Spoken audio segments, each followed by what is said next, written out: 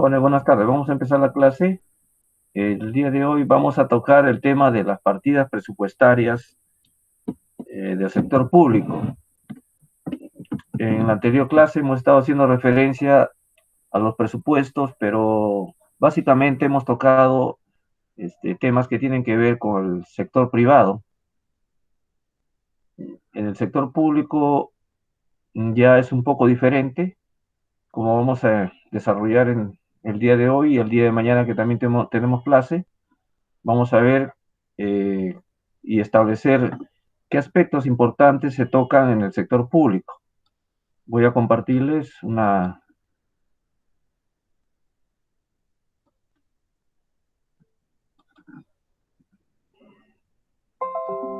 A ver, un video para poder... Voy a compartir un video para poder ubicarnos en el tema.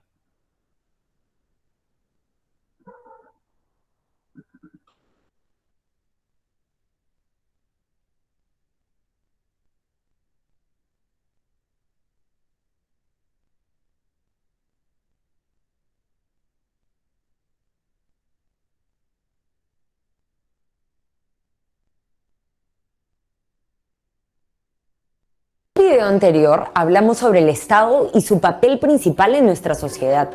Sin embargo, para funcionar de manera eficaz es necesario establecer un presupuesto. Según el Ministerio de Economía y Finanzas, el presupuesto es un instrumento de gestión estatal que sirve para establecer los límites de gasto dentro de un año fiscal. Esto depende de los fondos públicos, que es todo lo que el Estado genera u obtiene de los tributos y la prestación de servicios, así como la producción de bienes. El presupuesto cambia cada año fiscal de acuerdo a las necesidades y prioridades del país.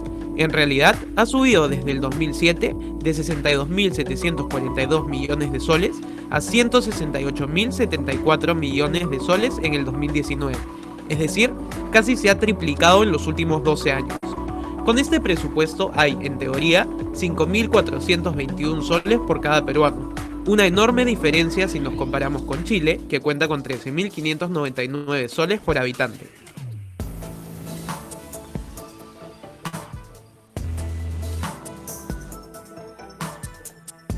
Pero, ¿en qué se gasta todo este dinero? Una de las formas de catalogarlo es ver el sector al que se destina. El Perú, por ejemplo, gasta el 18,2% de su presupuesto en educación, luego el 13,3% en planeamiento, gestión y reserva de contingencia. En tercer lugar, gastamos el 10,8% en el sector salud y también el 9,9% en transporte. El presupuesto también se puede catalogar según su categoría genérica.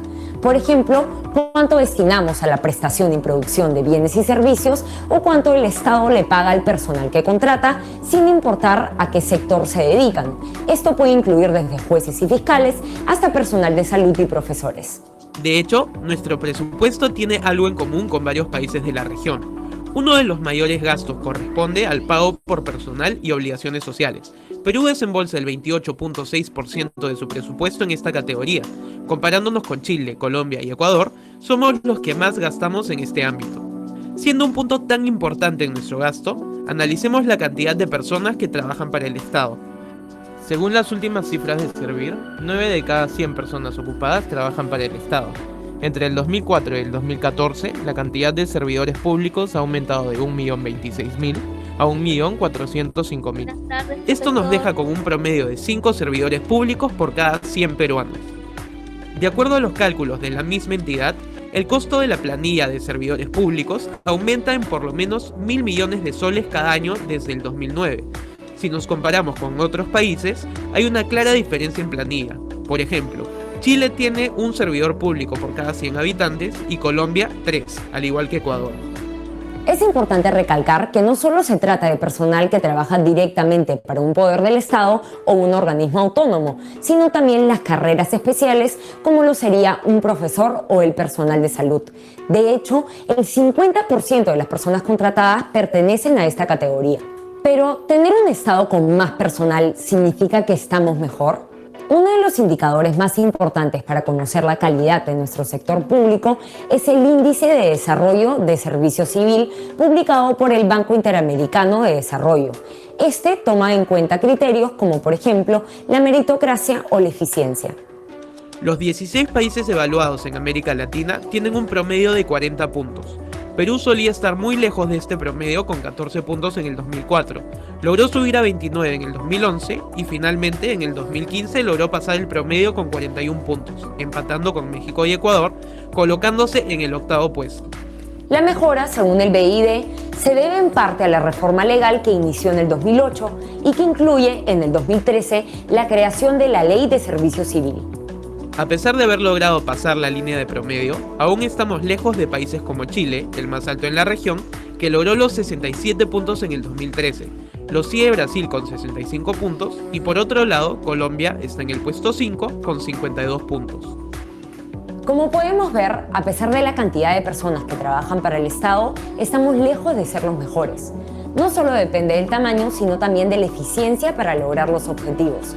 Como sabemos, el actual gobierno ha puesto sobre la mesa ciertas iniciativas para una reforma política. ¿Es esta la solución? ¿Mejorará la calidad de nuestro gobierno? ¿Podrán ser nuestras instituciones más eficientes?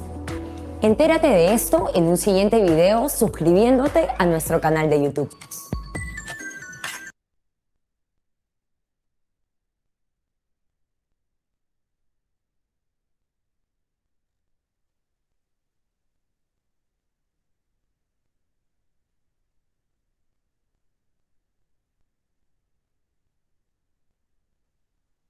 Muy bien, jóvenes. Vamos ahora a analizar algunos aspectos que se ha tocado en el video.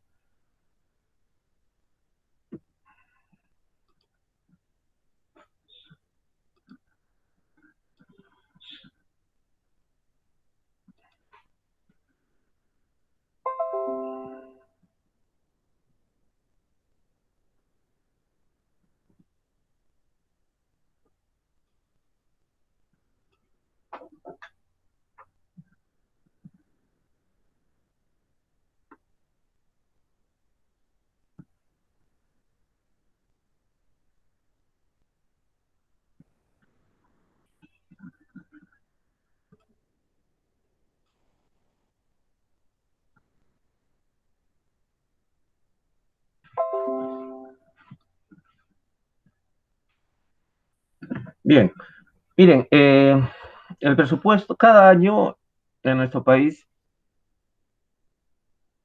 el Poder Ejecutivo elabora una propuesta de presupuesto. O sea, el presidente de la República con su Consejo de Ministros elabora una propuesta de presupuesto y del sector público. Y para este año, para el 2021, el presupuesto fue elaborado el año 2020, al finales del año 2020.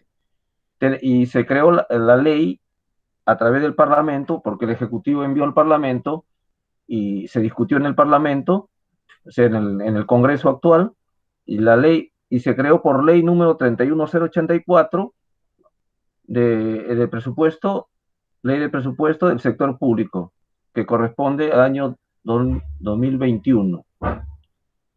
¿Cuál es la cantidad en términos de soles del presupuesto para este año? En términos de soles es 183.000 millones, ojo, 183.000 millones, claro, 189.029.770.158 soles. En comparación a las cifras que se venían presupuestando anteriormente, es un presupuesto mucho mayor, en la medida también de que la población ha crecido y las necesidades del país se han incrementado, ¿no? Hace, diríamos, unos 30 años, la población no pasaba de 20 millones, ahora tenemos una cantidad de 33 millones. Y el sector público también, en cuanto a funcionarios, en cuanto a recaudación, es probable que haya aumentado. Pero en esta etapa, en estos momentos, vamos a ver cuáles son las partidas presupuestales públicas de ingresos y egresos. ¿Qué significa partida presupuestal pública? Significa de dónde se obtienen, por ejemplo, los ingresos y dónde se obtienen los egresos, ¿no? O sea, de dónde vienen los recursos, mejor dicho, el dinero, ¿no? Y en qué se emplea ese dinero. Vamos a ver.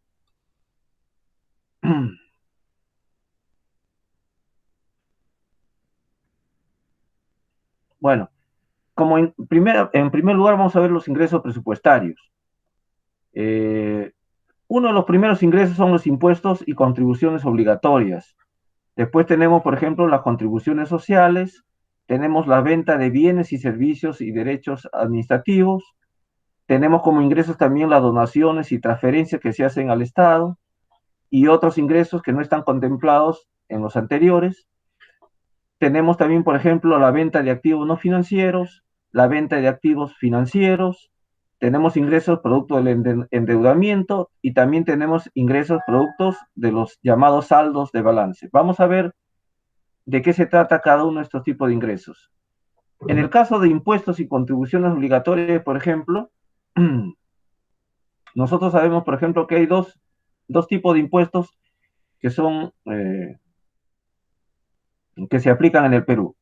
Los más comunes es el impuesto general a ventas, producto de las ventas, que es un impuesto indirecto, y el impuesto a la renta, aparte de otros impuestos que existen, ¿no? De menor cuantía. Pero estos dos tipos de impuestos son los que generalmente son los que financian esta partida presupuestaria de ingresos, ¿no?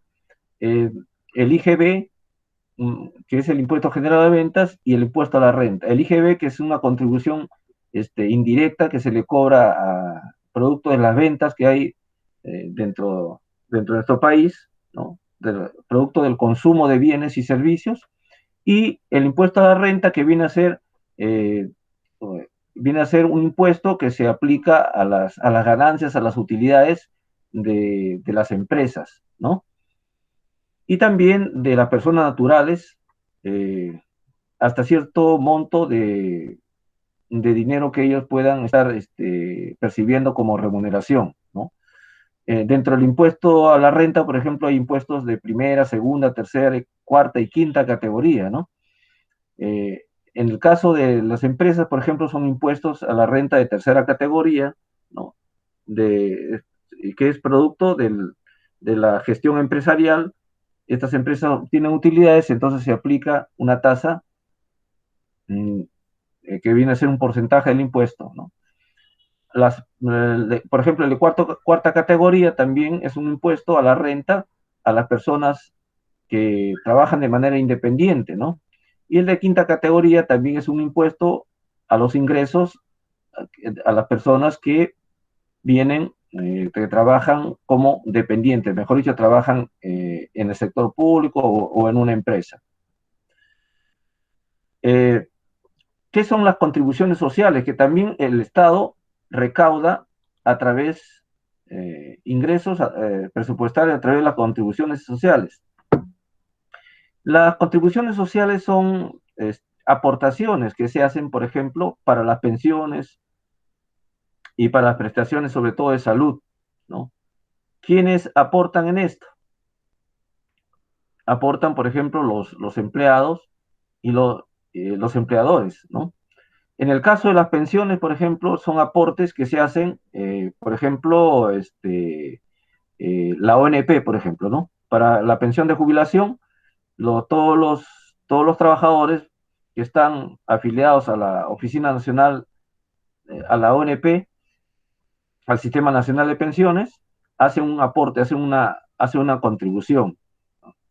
Los empleadores aportan, por ejemplo, para los sistemas de salud, ya sea el sistema privado o ya sea un sistema público, ¿no? Por ejemplo, ahí tenemos, por ejemplo, las contribuciones que hacen los trabajadores perdón, los empleadores que hacen para salud, ¿no? Que comúnmente le llamamos el seguro social.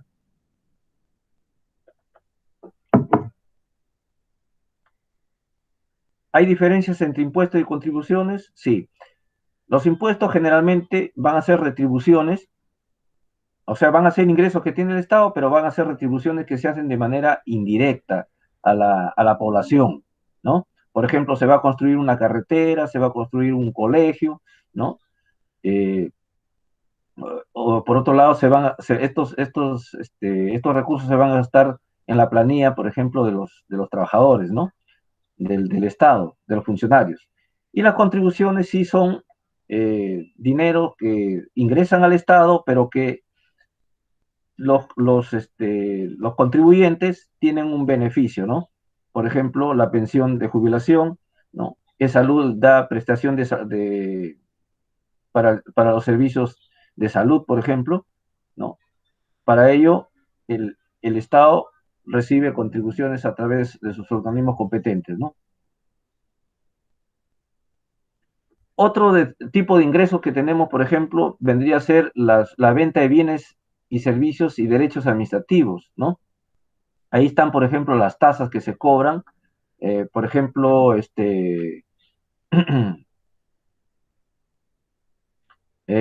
hay tasas, por ejemplo, por los servicios que dan. Uno va a hacer un trámite, por ejemplo, a los municipios y por un determinado trámite le cobran una tasa o un tipo de impuesto que, que va a tener que pagar por el servicio administrativo que le ofrece esa entidad pública, ¿no?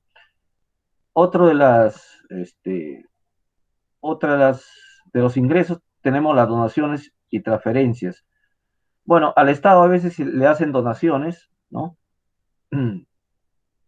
Tanto del extranjero como internamente, le hacen donaciones para algunos gastos que por ejemplo, en el tiempo que esté desarrollando su gestión, puedan ser empleados, ¿no?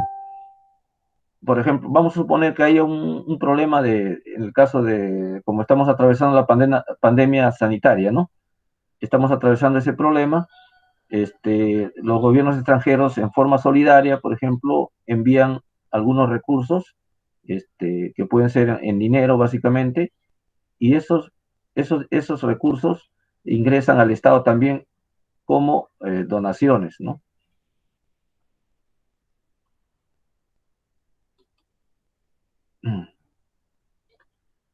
Uh, Como ingresos también se obtienen, hay una clasificación que son los otros ingresos, ¿no? Por ejemplo, las multas que cobra la SUNAT, las sanciones tributarias, ¿no?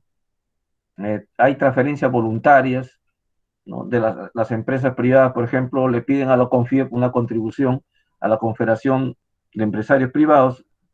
El Estado puede pedir o por voluntad propia puede hacer contribuciones en situaciones, por ejemplo, como la que estamos ahora atravesando, como la pandemia, ¿no? Entonces, eso está catalogado como una partida presupuestaria dentro del rubro de ingresos, pero como otros ingresos, ¿no? La venta de activos no financieros también es una fuente de ingresos para el presupuesto de la República o el presupuesto público, ¿no? Y entre ellos tenemos activos no financieros tangibles e intangibles. Los tangibles puede ser, son bienes que pueden ser vendidos por el Estado, ¿no? Por ejemplo, el Estado puede tener, vamos a suponer, en el Ministerio de Transporte, pueden haber maquinaria que ya no esté usándoles, que pertenecen al sector público, y estas maquinarias se venden.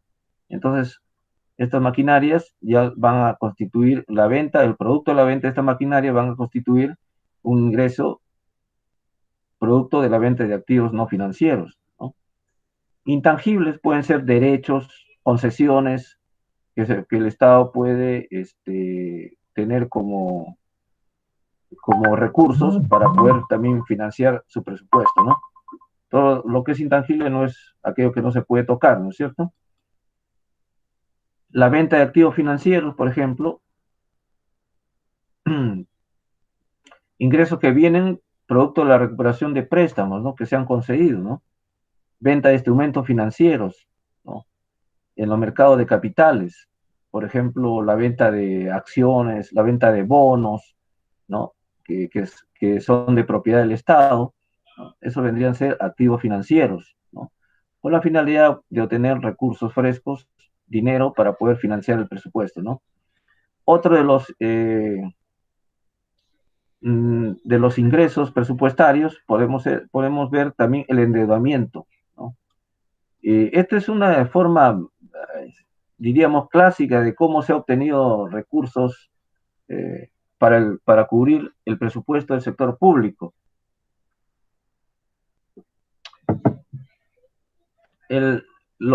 Ustedes habrán escuchado o tendrán conocimiento de que hay el llamado Fondo Monetario Internacional, por ejemplo, ¿no? Es un fondo, es un organismo externo en la cual el Perú tiene acceso, por ejemplo, en caso de que le falten los recursos o quiera financiar alguna obra pública, entonces se recurre a ese tipo de fondos que provienen, por ejemplo, del Fondo Monetario Internacional para que haga empréstitos al gobierno peruano, ¿no? Y en ese caso el gobierno adquiere un préstamo vía endeudamiento, ¿no? También hay fuente interna también de endeudamiento, ¿no? Las empresas o los bonos que se pueden vender internamente también es una forma de poder financiarse, ¿no? En la forma de endeudamiento, ¿no? Por eso se considera la colocación de títulos valores, ¿no? Estos son bonos, acciones, que es una forma de obtener recursos, dinero, para financiar el presupuesto del sector público del país. Profesor, disculpe, ¿y ese endeudamiento cómo paga el Estado peruano si, por ejemplo, se endeuda del exterior? Claro, ya. Para el pago también, producto de los ingresos que se obtienen generalmente de los impuestos, el Estado reserva una parte para poder pagar esa deuda externa, por ejemplo, ¿no? Se reserva también dentro del presupuesto, ¿no? O sea, así como se considera ingresos presupuestarios a través de endeudamiento, también se considera como egresos presupuestarios el pago de la deuda externa, por ejemplo, ¿no? O el pago de la deuda interna, dependiendo a quienes hayan otorgado créditos al Estado peruano. Otro de los ingresos es por producto de los saldos de balance. Ustedes habrán escuchado a veces que las regiones, por ejemplo, no gastan todo su presupuesto, ¿no? Hay regiones que gastan más que otras. Se pide el dinero, pero como de repente los proyectos no están bien fundamentados, hay problemas dentro de la formulación de los proyectos o dentro de la ejecución de los proyectos, entonces hay dineros sobrantes, ¿no? O hay dineros que no se utilizan dentro de lo que está destinado. Y esos son llamados saldos de balance, ¿no? O producto de tener un superávit en cuanto a que el Estado ha obtenido más ingresos que gastos, ¿no es cierto? Entonces, eso se llaman saldos de balance, ¿no? Y constituyen también parte de ingresos que se van a poder destinar en el siguiente periodo, ¿no? Por ejemplo, los saldos de balance del año 2021, cuando se haga presupuestos para el 2022, ya el Estado tendrá en cuenta qué cantidad de dinero prácticamente no ha sido utilizado, ¿no? O ha sido devuelto, porque se devuelve estos dineros que se envían para el gasto público, por ejemplo, en las regiones, ¿no? Se devuelve, ¿no? Y eso también constituye un ingreso para el siguiente periodo presupuestal, los saldos de balance. Bien, ahora vamos a ver la parte de los egresos, los gastos presupuestarios. Por ejemplo, tenemos la reserva de contingencia, gastos por personal y obligaciones sociales, gastos por pensiones y otras prestaciones sociales, gastos por la adquisición de bienes y servicios, gastos por el otorgamiento de donaciones y transferencias, otros gastos que no están contemplados en los primeros, gastos por la adquisición de activos no financieros, gastos por la adquisición de activos financieros y gastos por el servicio de deuda pública, mejor dicho, el pago de la deuda pública. Vamos a ver cada uno de estos gastos.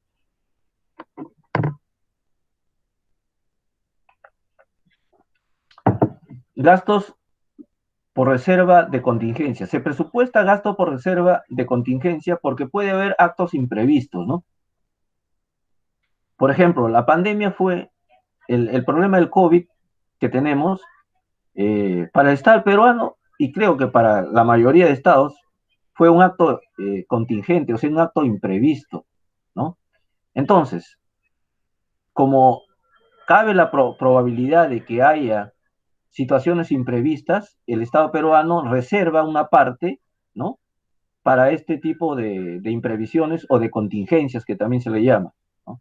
Entonces, reserva probablemente un porcentaje de recursos, lo considera como reserva de contingencia, ¿no? Y los presupuesta, ¿no? O sea, lo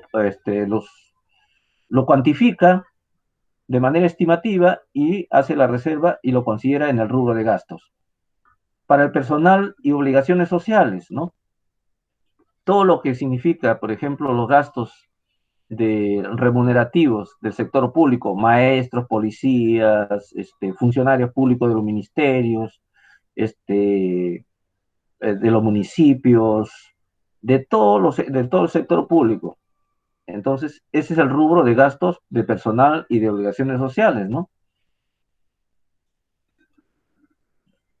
Las pensiones y otras prestaciones sociales, por ejemplo, eh, para los trabajadores que trabajan en el sector público, por ejemplo, los maestros del sector público, los policías del sector público, ¿no?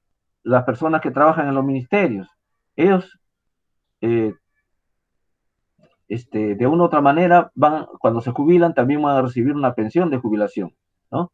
Entonces, eso también se contempla dentro de los gastos presupuestados, ¿no? Eh, Ahí también está, por ejemplo, las cuestiones de atención en salud, ¿no?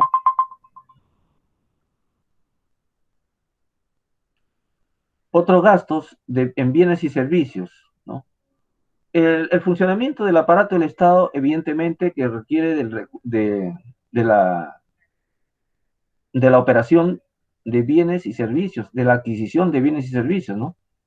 Los municipios, los ministerios y toda entidad pública van a utilizar, por ejemplo, edificios, van a utilizar mobiliario, van a utilizar este, útiles de oficina, ¿no?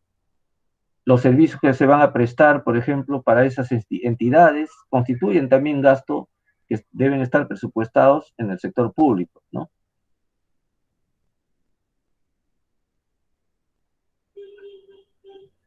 El Estado peruano también, como acto de solidaridad, por ejemplo, contribuye, a pesar que nuestros recursos son escasos, pero, por ejemplo, si a un país le sucede un terremoto, ¿no?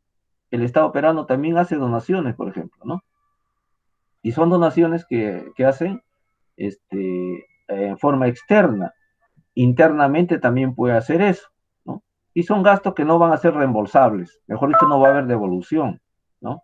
Por eso se llaman donaciones y transferencias, ¿no?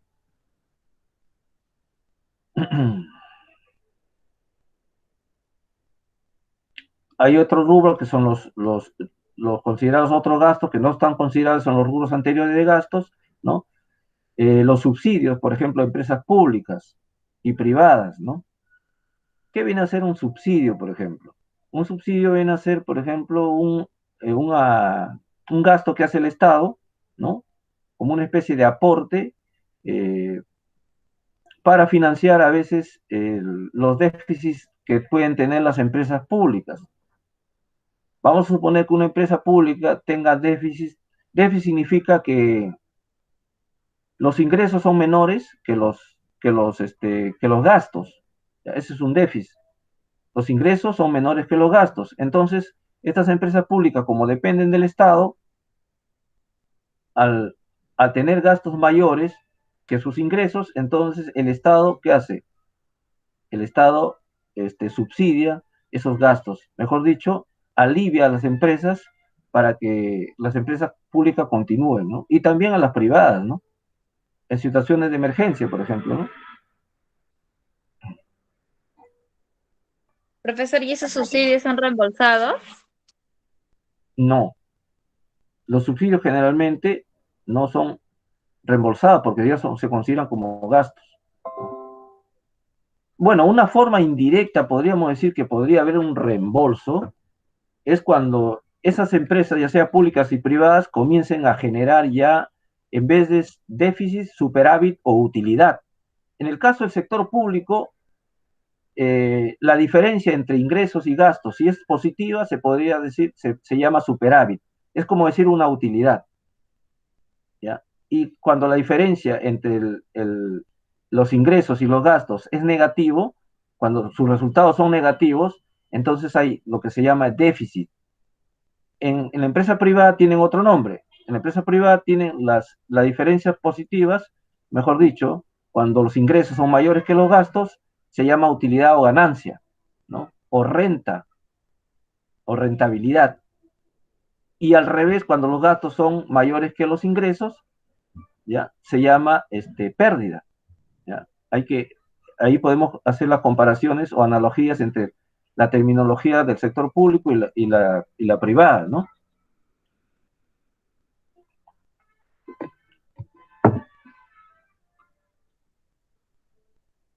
Sentencias judiciales, por ejemplo, acá hay bien.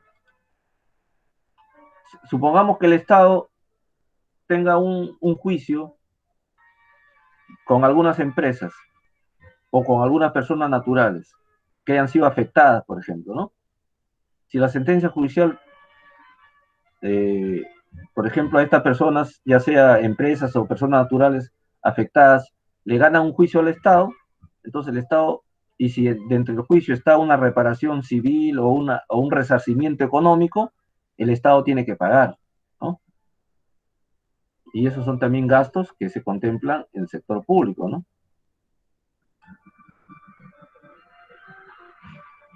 También de los gastos presupuestarios también están la adquisición de activos no financieros, ¿no?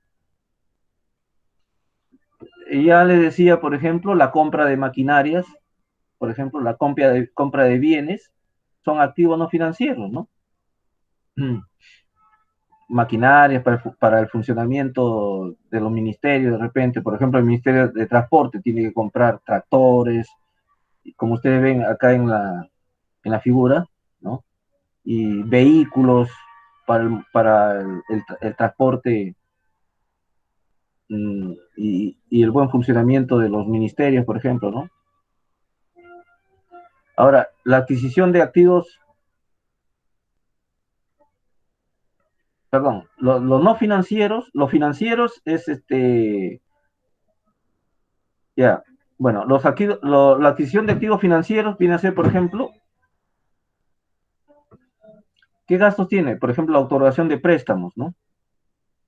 Al adquirir títulos y valores, comprar acciones y participaciones de capital. Pero ¿dónde están los gastos? Si el Estado contrae un préstamo, por ejemplo, el préstamo no se puede considerar como un gasto. Los intereses que se va a pagar por el préstamo podría considerarse, ¿no? Ahora, si no, si el Estado no devuelve esos préstamos, entonces es probable que aquello que puede ser se puede considerar como un activo del Estado se convierte en un gasto, ¿no?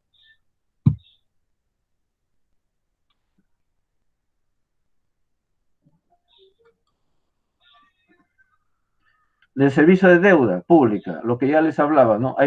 Puede haber deuda interna y externa, ¿no? Cuando el Estado el gobierno ha contraído, ¿no? En nombre del Estado, el gobierno ha contraído préstamos o empréstitos también se le llama, tanto a organismos internacionales como a entidades internas, ¿no? Entonces, también se tiene que presupuestar la devolución de esos gastos, ¿no? Incluidos los intereses, inclusive. ¿Qué fuente de financiamiento tiene el sector público? Y esto lo vamos a ver mañana ya con unos cuadros. Una de las primeras fuentes de financiamiento son los recursos ordinarios, ¿no? Por ejemplo, la recaudación tributaria es un recurso ordinario porque permanentemente están recaudando, ¿no? Eh,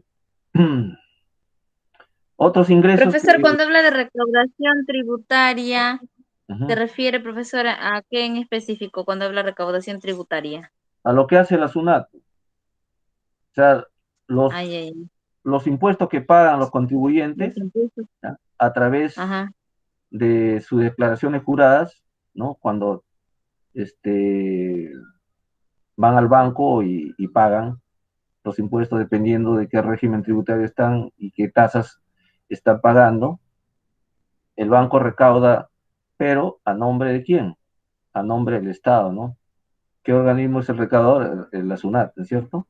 La Superintendencia Nacional. Profesor, o sea que todos los gastos que usted nos acaba de mencionar, todos esos gastos, lo financia el impuesto, ¿no? Que pagan las personas, ¿no? Que tienen negocio o empresas. Así es. Ya, profesor. ¿Y el Estado cómo retribuye? A veces, generalmente en forma indirecta, ¿no? Aparte de cubrir, por ejemplo, las necesidades de gastos de personal, que son todos los funcionarios públicos, maestros, policías, que trabajan para el Estado, también hace obras, ¿no? Carreteras, y otro tipo de obras, ¿no? Mm, Profesor, ¿y el financia. Estado cómo distribuye su dinero, por ejemplo, para los demás distritos o departamentos? Bueno, ahí cada región hace su presupuesto, ¿ya? Cada región hace un presupuesto, ¿ya? Y ellos envían al Ministerio de Economía y Finanzas y el Ministerio de Economía y Finanzas ya destina los recursos a cada región, ¿ya? Pero de manera particular a cada sector, ¿no? Sector educación, sector transporte y todos los sectores que son, como se dice, el esqueleto del Estado que permite su funcionamiento, su operatividad. Esa es la forma, ¿no? Por eso los Profesor, presupuestos. Sí, sí, dime. una última pregunta. Siempre a veces se escucha en las noticias que mencionan el canon minero. Eso es diferente, ¿no, profesor? No, eso es una contribución que hacen las empresas privadas, que son recaudadas por el Estado también, ¿no? O por los gobiernos regionales, ¿ya? Para eso primero ha tenido que haber una ley de canon que le permita a la región hacer esa recaudación. Eso se constituye, por ejemplo, como un ingreso, ¿no? Pero son ingresos muy particulares, porque no todos las regiones tienen canon, por ejemplo, ¿no? O sea, el canon es como una especie de contribución que hacen las empresas por el uso de un recurso que está asentado en una determinada zona, para beneficio Profesor, generalmente entonces de esa zona. se denominaría, por ejemplo, en Cerro de Pasco, que están explotando ahí, la minería, ¿a eso se refiere? ¿De ahí sale Claro, el canon minero? claro, Ah, ya, ya, para ya, ya. Cerro de Pasco y para Claro. las provincias que están incluidas dentro de la ley de canon, a quienes van a beneficiar, ¿no? En Ancash también hay el canon, también hay recursos por canon, ¿no? Que pagan las empresas como Antamina y otras empresas que son mineras. Profesor, y supongo que tienen un porcentaje asignado para pagar anual, mensual. Sí, Anual creo que es el canon, sí, ¿no, es profesor? un, es un porcentaje, sí, en base a las utilidades, pues, ¿no?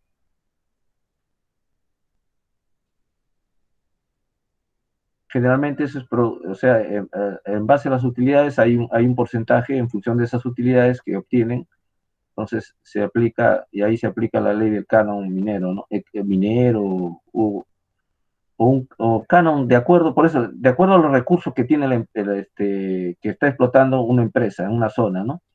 Puede ser minero, puede ser pesquero, ¿no? Es una forma de Ya, contribución, profesor. pero muy particular que no es para todos, ¿no? A diferencia de los impuestos, que los impuestos es generalmente para todos, ¿no? Todos aquellos que están incluidos dentro del ámbito de, mm, de alcance del impuesto, ¿no? De Profesor, agravamiento. cuando tú haces una compra, yo he estado observando que por ejemplo en la boleta de venta dice operación grabada. Eso es cuando, profesor, cuando se paga el IGB, ¿verdad? Sí, porque también hay Mm. operaciones no grabadas. Profesor, Hay, ¿y a qué se le denomina operación no grabada? hay ciertos lugares, por ejemplo, en la selva, en Loreto, vamos a poner un ejemplo, donde hay exoneraciones de impuestos a determinados productos, ¿no? Entonces, esas exoneraciones son operaciones no grabadas. Ahí, si no se les cobra IGB, por ejemplo, a determinados productos, entonces, cuando uno, cuando uno va a hacer en el registro de compra, registro de ventas, ahí va uno a registrar el monto de la operación no grabada. Por eso hay columnas para operaciones grabadas y columnas para operaciones no grabadas. ¿Ya? Esa es una forma de información para determinar el impuesto. En las operaciones no grabadas se supone que el impuesto no va a estar registrado. En cambio, en las operaciones grabadas, el impuesto sí va a estar registrado, ¿no? Va a haber IGB, en las otras no va a haber IGB, ¿ya? Ya, Continuando, profesor. entonces, continuando con la fuente de financiamiento, hay ingresos directamente recaudados, ¿no? ¿Quiénes son estos ingresos directamente recaudados? Son los que recaudan las entidades públicas, ¿no? Por ejemplo, la renta de propiedad, las tasas, la venta de bienes. Vamos a poner un ejemplo, los municipios. El, el impuesto predial, por ejemplo, es una renta a la propiedad, ¿no? Es un impuesto a la propiedad. Las tasas, ¿no? Producto de algunos servicios, por ejemplo, que hace el municipio, ¿no? Para algunos servicios administrativos que hace el municipio, si tú vas a hacer una gestión al municipio, te cobran una tasa, ¿no? O sea, un porcentaje, ¿no? Determinado ya eh, para que, para que el municipio te pueda brindar ese servicio, ¿no? Es una forma de impuesto. Profesor, entonces ahí estaría comprendido, por ejemplo, cuando uno va a solicitar su partida de nacimiento Claro, te o ya cobran sea su un acta de monto. matrimonio, cuando se casen en ese municipio, a eso va a incluir, esos son los Son recursos, tasas, ¿no? Ordinarios, ¿no? ¿sí? Sí, son recursos Mm. directamente recaudados, porque tú vas, dices, quiero una partida, ¿cuánto te cuesta? Tanto. Ese valor es una tasa que te están cobrando. También ingreso directamente recaudado por la venta de sus bienes, ¿no? Y prestación de servicios, ¿no? Venden activos que no lo están usando o están generando alguna actividad para obtener ingresos, ¿no? Por ejemplo, un almacén municipal, vamos a suponer, ¿no? O una farmacia municipal, por ejemplo. Son bienes que tiene la empresa, perdón, que tiene el municipio, ¿no? Productos. Entonces, esos son ingresos directamente recaudados, porque inmediatamente al momento de vender van a estar adquiriendo el ingreso, ¿no? Profesor, Otro, disculpe, ¿y por qué motivo cuando les ponen papeletas de infracción van y pagan en el municipio, profesor?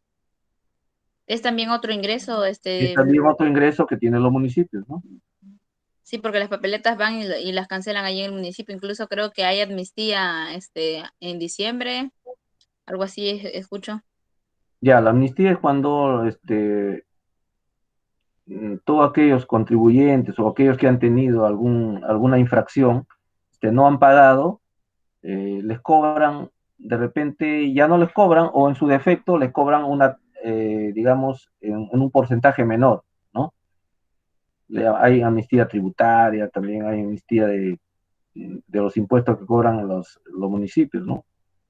Del impuesto al rodaje, del impuesto a, a las papeletas, lo que estás hablando.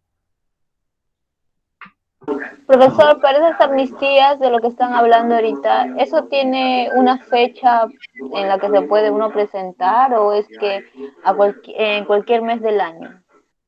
Eso lo determinan en el Consejo Municipal. sea, en reunión de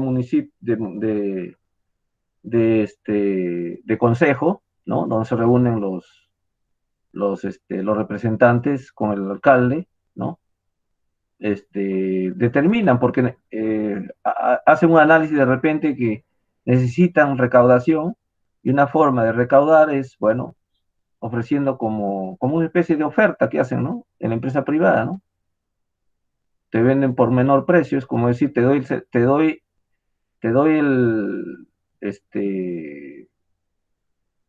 o sea, declaro que has pagado, pero a un menor precio, ¿no? Eso significa una amnistía, ¿no? Profesor, pero mayormente yo he observado que las amnistías lo realizan siempre a finalizar el año. Sí, generalmente lo hacen eso, sí, porque es la época donde van a pagar, pues, ¿no? El impuesto predial, por ejemplo, se paga a finalización del año. Entonces, en esos momentos donde la gente está pagando, ¿no? De repente han evaluado que hay un amplio sector de que no va a pagar, o que tiene dificultades para pagar, ¿no? Producto a veces de situaciones como estamos viviendo, por ejemplo, ahora en la pandemia, ¿no? Entonces, en reunión aprueban una amnistía tributaria, por ejemplo, ¿no? Bien, en recursos determinados tenemos contribuciones de fondos, contribución a fondos, ¿no? Eso es, por ejemplo, lo que los trabajadores hacen aportes obligatorios, por ejemplo, al fondo de pensiones, a las AFPs, al Sistema Nacional de Pensiones, ¿no? Llamado también ONP, o contribuciones de los empleadores hacia a salud, por ejemplo, ¿no? El Fondo de Compensación Municipal, por ejemplo, cuando se paga el IGB, se paga el 18%, pero hay un 2% que va no directamente al al impuesto general a las ventas, sino va al fondo de compensación municipal, que va a los municipios. Ese 2%, ¿no? Va a los municipios, y el Estado, el gobierno central, se queda con el 16%, ¿ya?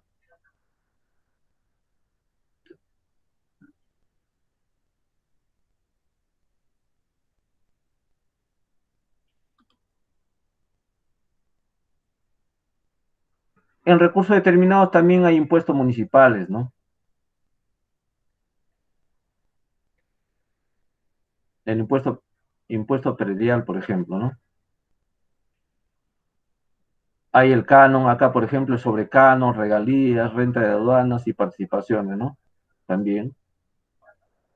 Sobre canon es un impuesto adicional al canon, ¿no? Regalías también es otra forma de ingresos que tiene, ¿no? El, el Estado, generalmente, producto también de la explotación de, de algún recurso, ¿no? Las aduanas también cobran impuestos, por ejemplo. Las aduanas también cobran algún tipo de gravámenes, ¿no? Cuando hay importación y exportación de recursos. Bien, no sé si habría alguna otra pregunta.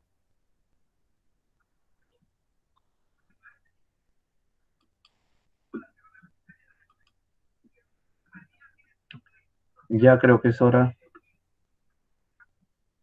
Profesor, disculpe, hace rato usted mencionó que del 18% que se cobraba de IGB, el 16% se iba al Estado y el 2% a dónde dijo que se iba. Al impuesto de A los promoción municipales, profesor, a las municipalidades. para los municipios. Al 2% es para los municipios y el 16% es para el gobierno central del Estado. Y claro, el gobierno central lo distribuye a diversas entidades del Estado, pero ese 2% va exclusivamente para distribución hacia los municipios. ¿Ya? Esa es la diferencia. El 16% va para los ministerios, para toda la operatividad del Estado, ¿no? Pero el 2%, que es el impuesto a la promoción municipal, eso va exclusivamente para los municipios. No van a otro sector, en otras palabras. Bien, ahí vamos a quedar. Ya, profesor.